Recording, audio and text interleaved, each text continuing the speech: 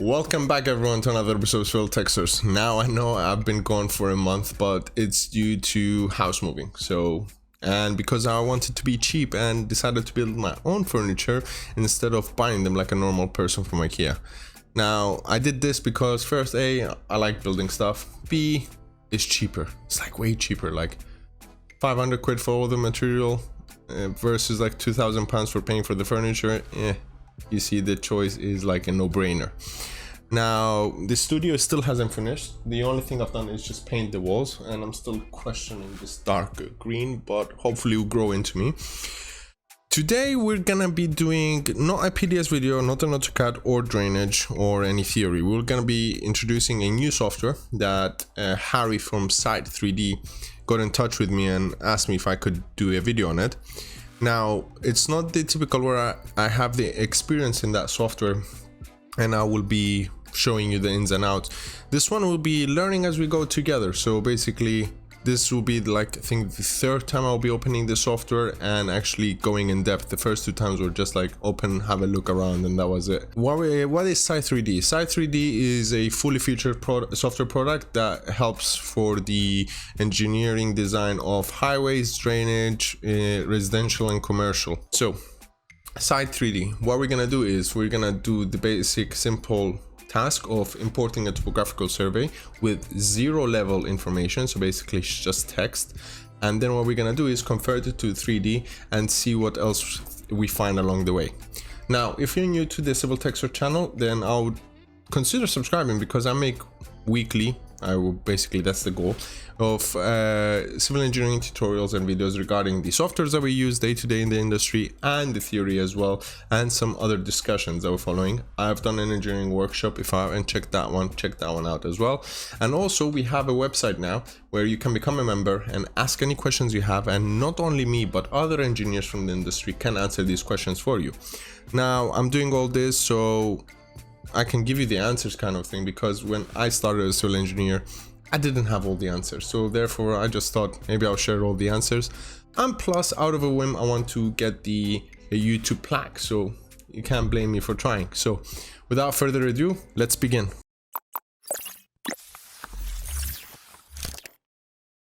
So Harry from Site3D has sent me the executable file to install. I've installed it, no hiccups there. So let's go ahead and open it. Okay, that is colorful. Very friendly, I would say. Maybe too cartoonish, but overall okay, friendly. Not bad. They went a different route from the minimalist trend that's going on in 2021. So let's have a look. So we've got our typical menu bar and the typical grayed out icons, which is they're grayed out because we don't have any drawings open. So let's go have a look and see.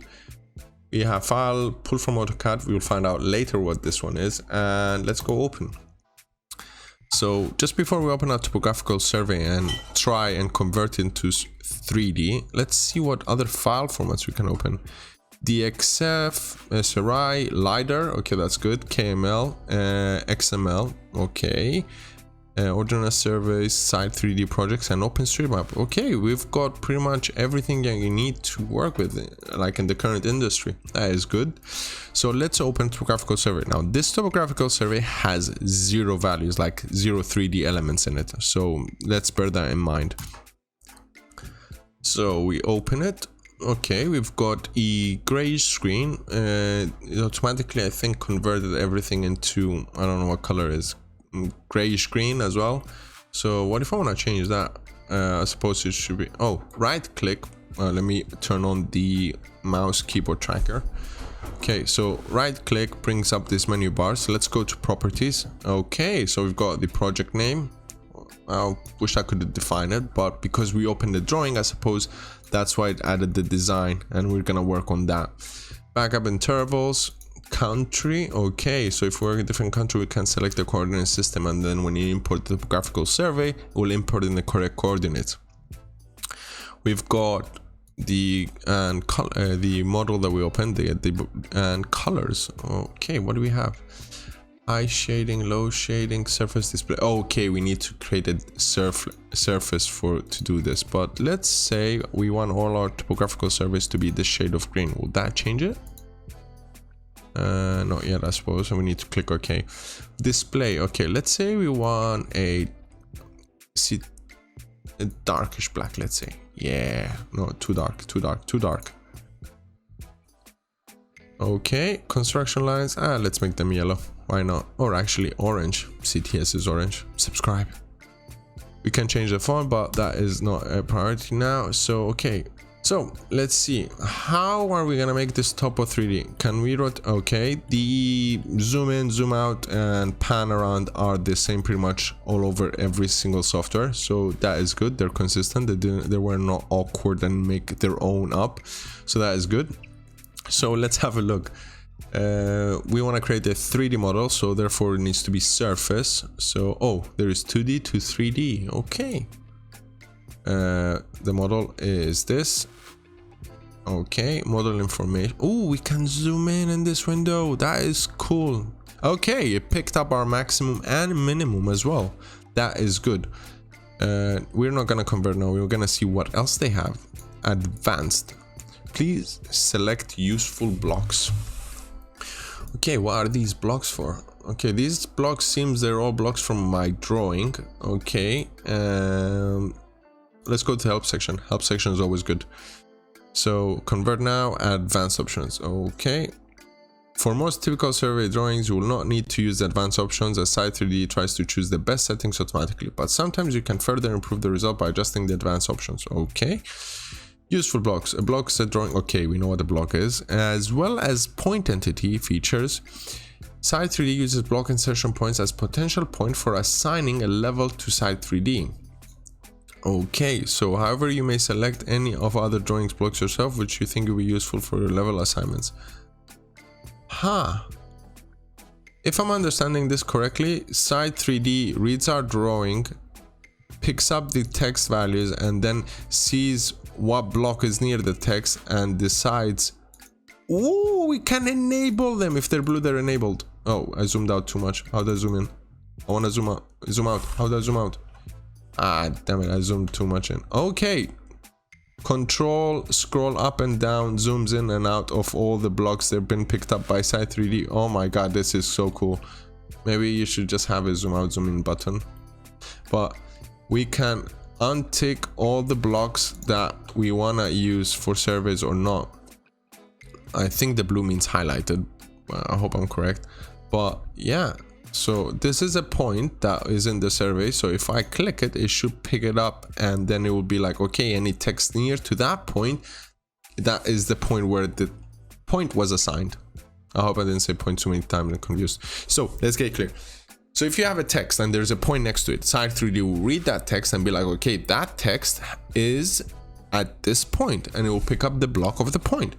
Okay, that is super cool. What else we've got? Convert arcs to lines. Okay, standard normal. Oh, use invert level text. Okay, that is good. That is good, but I don't see anyone using it unless they're trying to do it the other way around, map up the CCTV survey. But that is good. They gave some thought into it. I even like the zoom in feature. That's cool. So let's hit convert now and see what happens. Okay, it split our screen. Okay, we can move them around. Can I pull it out and put it on a second monitor? Nope, I can't, but it says minimize. Okay, it brings it over here. Maximize. Where's the other one though? Oh, I have to click restore panels. Okay, this is useful. So we have the 2D here, we cannot rotate it, and we have the 3D here. Okay, from the first look, it seems like I color graded it because I know this topographical survey has a ditch and this is the ditch. Okay, this is my true north, I suppose, so I wish there was a button to put it as a true north, but that is minor for now. Undock panel. Oh, there we go. We can put it on a second monitor now. Okay, that is good. So redock panel. There we go. That is good. It would be nicer if you can pull it out, but I suppose coding issues or the framework that it was written. But we've got a 3D survey that has been color graded. Okay. And what's this? These are the roofs. Okay, we want to edit this. Let's say we want to get rid of them. Let's see what we can do. So I would suppose they'll be on right click. Nope. It should be, oh, there we go. Surface, edit surface. So this appeared, the green shovel. We're gonna be calling giving the names the green shovel. So we've got add break line, add point. There is delete break line, but probably we don't have a break line to delete, and then edit point, and then delete region. Does the region does what exactly I think it would do? Okay, let's see. Drag mouse over the region you wish to keep or delete. Ah, there we go. So crop to selection or remove selection. You should want to remove already selected. Okay. Ah, it cuts it out. Ah, but it cuts it out based on the triangulation. So we don't know exactly. I'm not sure how it selects the triangle. Like if it's more than 50% of the triangle in deleted or not. We need some clarification on this one. Harry, help us out. We want to understand this. But let's fix these levels. Usually when you have a topography or something, you have a 3D model, you don't want to show the roof in there. You just want to be on the finished floor level. Now the finished floor level seems to be like, what, 7.2, let's say. So we want to edit them. Now, from my knowledge, you need to know how the 3D model was created. And to know that, you need to view the triangles. So let's view the triangles. View is the keyword, layers, there we go, and it should be somewhere here. Okay, what do we have? Model design CAD drainage file. Okay, we haven't done any of these. Minimize model CAD, probably that's the version we imported. Okay, and model 3D CAD. Okay, that's the one we've created. So oh, there we go. Surface of triangulation. Let's change the color to, oh, that was the color for, okay, it didn't become yellow though, or did it? Not sure. Let's see. Let me see. Oh, okay, changes color, but let's make it white for now. Does it give them all gray out colors? It seems a gray out, but okay. So we can. Oh, we can change colors. High bands. 2 shades. Spectrum. Oh my god, this is, I'm gonna have so much fun with this one. Cut and fill, but we're not cutting anything yet. But okay, 2 shades. Low, let's say, is green.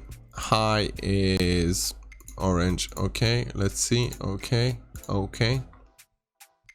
I didn't do it. Why didn't do it? So the properties, when we went to the colors, that was for the modeling color, basically our 3D survey. The drawing color probably is for the triangulation. Use module colors. Okay, so that's just standard one. Height shading. Okay, and height bands. Now the okay, so if we want to do the height bands, high, let's say orange, and low, let's say green. And that's how it should work. So I think if we make it red, let's make it red. And we want to do height shading. No, 2 shades. Spectrum, 2 shades. Okay, see here, there is the reds. Okay, that is nice to know. So, but let's make it a tiny bit darker. And let's make the other one a tiny bit closer to, let's say, let's keep it as it was. Okay, you can actually do however you like. It would be nice if we can import settings, but yeah. Height shading. Okay, that's fine. Let's hit okay, and okay, let's zoom in. So as I said, you need to see the triangulation to edit something. So now we know where the triangles have been created, are these lines. Let's free up some of the text that we have. So we go to our model CAD. Suppose I want to freeze everything apart from anything that says level. Okay, so level. Okay, that's pretty much it. And then untick the boxes. That should freeze everything. And okay, that made time be simpler. So let's go. Surface, edit surface. Oh, green shovel. Where is the green shovel? There is the green shovel. And edit point. Warning, this will change the survey. Please select the point you wish to edit. Okay, I want to change this point because it seems too high, and I was right. 11.7, we go 7.2, and want to change this roof 7.2 again, because that's what I believe the finished floor level is. What? Oh, shoot. 7.2 and 7.2 as well. 7.2. And let's edit this one as well, and this one as well. And you can let's do this one 7.3 though, this one 3.5, let's say. Okay, so it has been edited. Quit command, right click to quit command, and there we have it. So we have our model. I don't like the colors, let's change them. Properties, background color. Oh, we can choose a background color as well. Let's make it have it. Oh, there we go. Okay, display target positions, null levels, display text. We don't need oh, there we go. Compass, and let's say high.